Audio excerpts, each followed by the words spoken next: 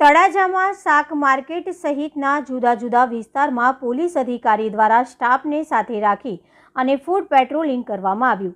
ભાવનગર જિલ્લાના તળાજા શહેરની શાક માર્કેટમાં આડેધડ પાથરણા તેમજ આડેધડ રાખવામાં આવતી લારીઓને લઈને રાહતદારીઓએ ખૂબ જ અડચણરૂપ થતું હોય છે અને ટ્રાફિક સમસ્યા વારંવાર ઊભી થતી હોવાના કારણે પોલીસ દ્વારા કાર્યવાહી કરવામાં આવે છે। ત્યારે આજે ફરી એક વખત પોલીસ અધિકારી દ્વારા સ્ટાફને સાથે રાખી અને અહીંયા કાર્યવાહી હાથ ધરવામાં આવી હતી।